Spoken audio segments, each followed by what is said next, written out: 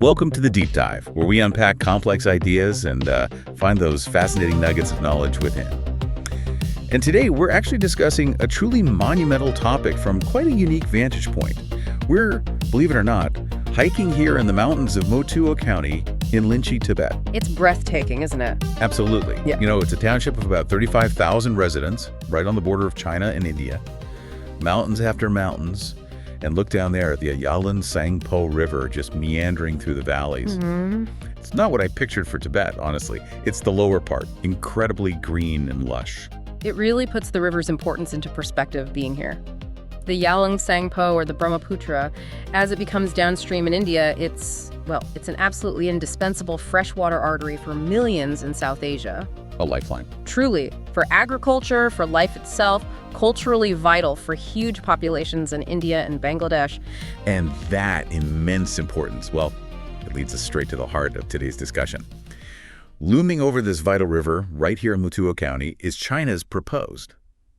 Well, they're calling it a super hydroelectric station. Super is an understatement, maybe. Right. We're talking about something projected to dwarf even the Three Gorges Dam, aiming for, 300 billion kilowatt hours annually? Which is just astronomical. It's mad. China says, the goals are contributing to carbon neutrality, powering Tibet, generating revenue. Straightforward enough on paper. What? But for the countries downstream, especially India, the sheer scale and, crucially, the upstream location, it's ignited a storm of concern.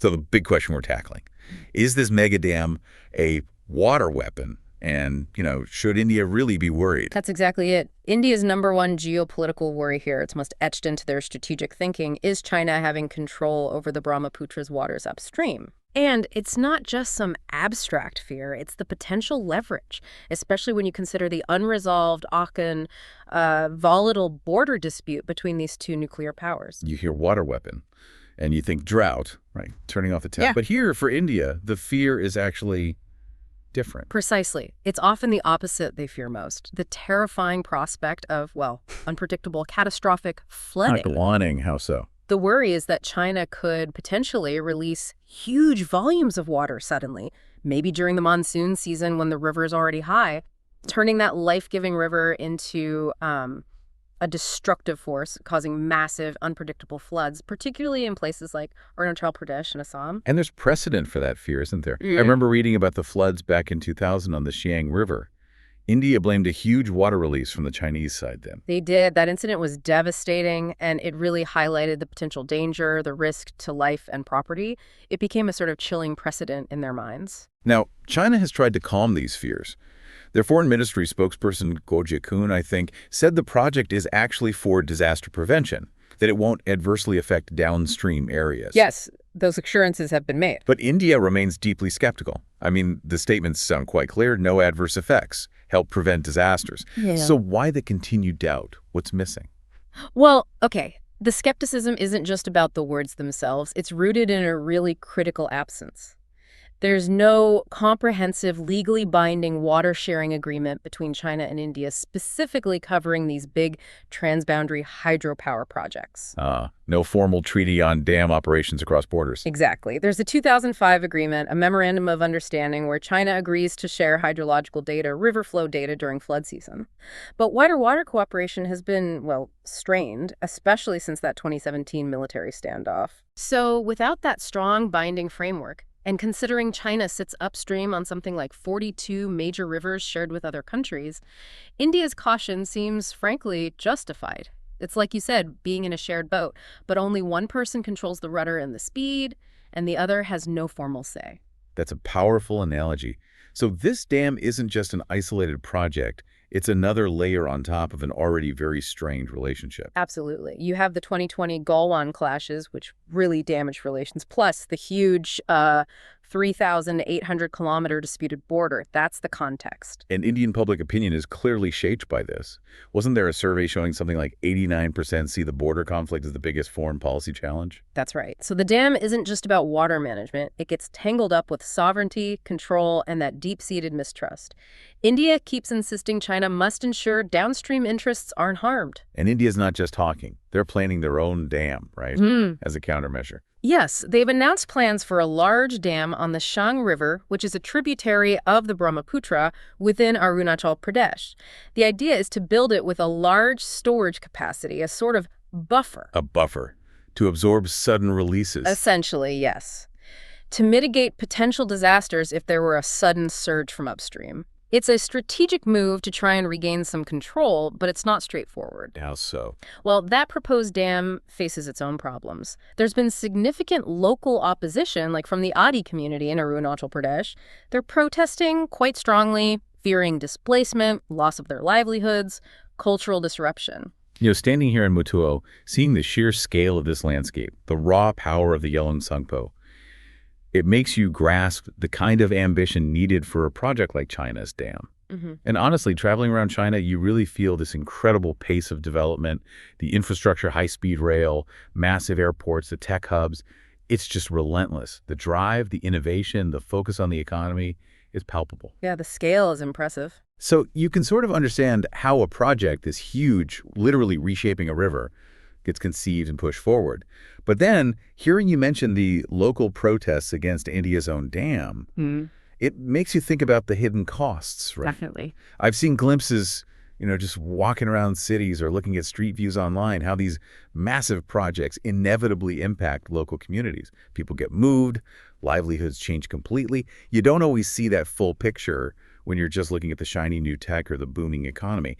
Is that the balancing act here? That's precisely the tension, isn't it? Balancing what they see as national security needs, countering China, in India's case, against these very real social and environmental costs at home, and the local opposition. It's an incredibly difficult tightrope to walk. Does national security always have to win out over local impact? Is that sustainable? That's the million-dollar question, isn't it? Every country building major infrastructure grapples with this. There are always trade-offs in development no matter where you are. It highlights the immense complexity. Okay, so beyond the geopolitics and the local impacts, there's this huge environmental shadow hanging over the Chinese project. We're talking about the Tibetan Plateau, the Yarlung Tsangpo Grand Canyon, incredibly sensitive areas. Absolutely critical ecosystems, and the potential damage is a major concern for India and environmental groups worldwide. They warn about irreversible harm. What kind of harm specifically? Well, a key issue is the river's natural flow of sediment. The Brahmaputra carries nutrient-rich silt down from the Himalayas. This sediment is vital. It replenishes soils in the floodplains, particularly in Assam and Bangladesh, keeping them fertile. It also sustains fisheries. So the dam would trap this sediment? Largely, yes. Big dams typically do, altering that natural flow, stopping that seasonal delivery of silt. It could lead to a slow, creeping decline in agricultural fertility downstream, a major threat to livelihoods and food security for millions. It's not just the water, it's what's in the water. And the Grand Canyon itself, it's a biodiversity hotspot, right? Very fragile. Extremely fragile. One of the most biodiverse regions on the planet. Introducing a massive concrete structure there, it's like, well, performing radical surgery on a vital organ without fully knowing the consequences. It's a massive gamble with nature. And then there's the ground itself. Isn't this area geologically unstable? Earthquakes, landslides? Highly unstable. The Yarlung Tsangpo Grand Canyon area is known for high relief, steep slopes, and its earthquake-prone terrain near the Namcha Barwa syntaxis. There are significant risks: glacial lake outbursts, floods, ice rock avalanches. These things happen. Building a mega dam, possibly with huge tunnels in a place like that. Yeah. Just looking at these mountains around us, you almost feel the geological tension. It seems incredibly risky. It is. Satellite data shows frequent mass flow activity, basically, big landslides in the basin. There have been at least 11 instances in the past decade where these flows have partially or even completely blocked the river. Block the river, wow. What happens then? Water levels upstream rise rapidly, causing floods, damaging infrastructure, forcing people to move. Experts argue these documented environmental risks make the dam project exceptionally perilous, both environmentally and, frankly, geopolitically if something goes wrong.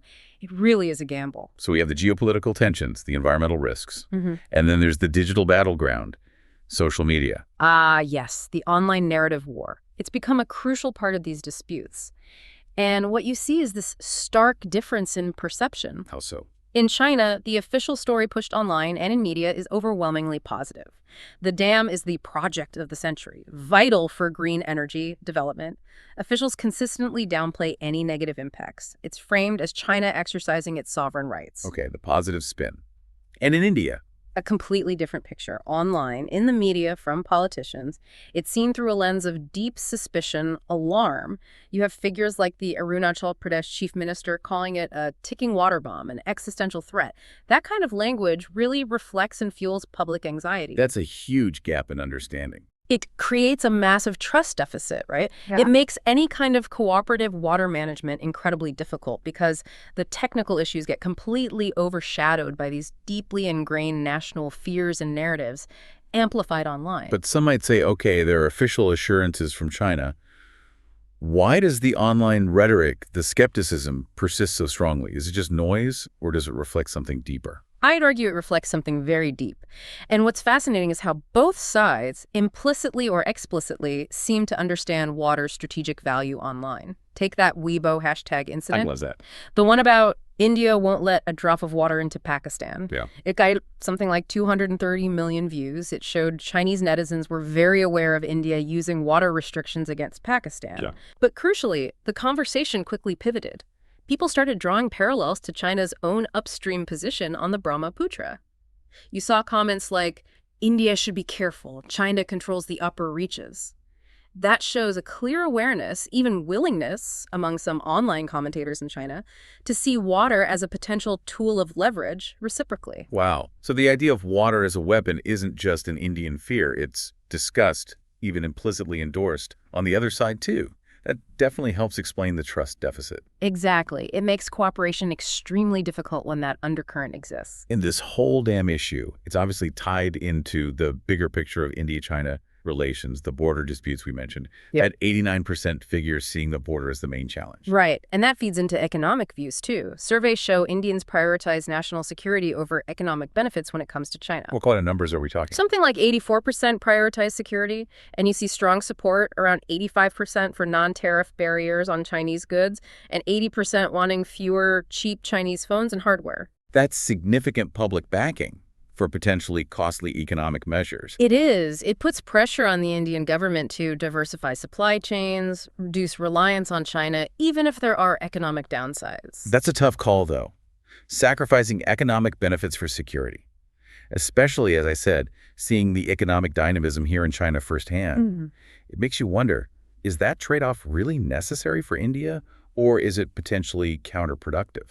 It raises that fundamental question about national priorities again. India perceives China as an immediate military threat. That perception, combined with this understanding of water as a potential tool, leads to heightened security focus. It might be costly economically, but India likely views it as reducing critical vulnerabilities in a relationship marked by deep mistrust. It's about long-term resilience versus short-term gain of strategic calculation. Okay, so after looking at all this, the strategy, the environment, the online narrative, let's circle back. Are India's concerns about this mega dam justified? Based on everything we've discussed, I'd say yes, resoundingly. The geopolitical concerns aren't just paranoia. They stem from China's potential to control, maybe even weaponize, the Brahmaputra's flow. And the lack of that binding treaty is key. Absolutely critical. It leaves a huge void. So even when China gives assurances about disaster prevention or no negative impacts, India's past experiences and the ongoing border tension make those assurances seem insufficient without something more concrete, more transparent, more legally binding. And remember, the primary fear isn't drought, it's that sudden catastrophic flooding. That threat feels very real. So back to the original question.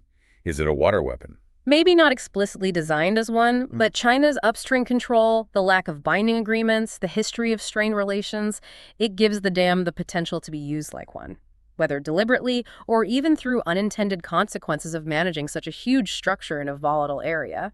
So India's worries, they seem like a justified response to a real threat multiplier in a very tense relationship. And the environmental concerns? Equally justified. I'd say equally, perhaps even more so. The Yarlung Tsangpo Grand Canyon is a global treasure, a biodiversity hotspot, disrupting the river's natural flow, the sediment cycle, that could have irreversible, cascading effects downstream on ecosystems, fisheries, agriculture. Plus, the sheer geological risk, earthquakes, landslides, building such a massive dam in that specific location is inherently hazardous. It's not just an environmental risk, it's a safety risk. Given this complex, high-stakes situation, what's the way forward? How should India, and maybe China too, navigate these incredibly murky waters? It has to be a multi-pronged approach for India. First, relentless diplomatic pressure. Keep pushing China for that comprehensive, legally binding water-sharing agreement for the Brahmaputra. It needs to cover more than just flood season data, real-time data year-round, and a joint mechanism for consultation before any big upstream projects start. And meanwhile, continue with their own countermeasures, like this Yang Dam plan, but very carefully, right? Considering the local opposition and environmental impact we talked about. Exactly. Utmost sensitivity is needed there. Plus, investing heavily in better hydrological monitoring and early warning systems in their northeastern states. That's crucial for preparedness, almost a survival issue. What about the international stage? Continue raising awareness in international forums. Highlight the risks, both geopolitical and environmental, of these kinds of unilateral upstream dam projects on shared rivers. Okay, diplomacy, self-reliance, monitoring, international pressure. What about actual cooperation? Is joint scientific research with China, maybe Bangladesh too, on the river's hydrology even feasible right now? Seems like a long shot given the mistrust. It's definitely challenging, you're right, but it's a potential pathway. If they could collaborate on the science, share data objectively, it could help depoliticize some aspects of water management, ground the discussion in facts, but yeah, the political climate makes it very, very difficult. It feels like a prerequisite is better communication from both governments, doesn't it? Yeah. Less inflammatory rhetoric, more effort to counter misinformation, manage public expectations. That's essential. Both sides have a responsibility there to try and lower the temperature. And finally, this push in India to diversify economically, reduce reliance on China, strengthening domestic supply chains.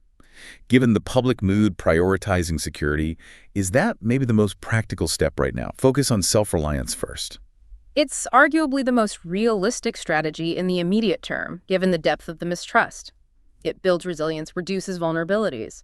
But look, long-term stability in the region has to involve finding a way towards diplomatic engagement and that elusive water-sharing agreement. So it's a tough balance. Defensive self-reliance now versus the need for eventual cooperation. Precisely. Can they bridge that gap? Can cooperation actually emerge from such deep mistrust? Or is the defensive path the only viable one for the foreseeable future? That's the fundamental challenge facing India, China, and the whole region. Ultimately, the future of the Brahmaputra, and really the whole India-China relationship, it seems to hinge on whether they can shift this narrative, move away from mistrust and potential weaponization towards somehow cooperation and shared responsibility. This river flowing through this incredible landscape, it's a symbol of life, but it's flowing through so much tension. How they navigate these waters, well, it's going to define their future and the stability of this entire part of the world. What do you, our audience, think is the most critical step that needs to be taken here? It's a lot to think about, definitely. We hope you found this discussion thought-provoking. Yeah, we really do. If you enjoyed digging into this crucial global issue with us, please do hit the like button. Leave us a comment with your thoughts. We genuinely want to hear them. And make sure you subscribe to The Deep Dive for more insights into the complex world around us. Thanks for joining us. We'll see you next time.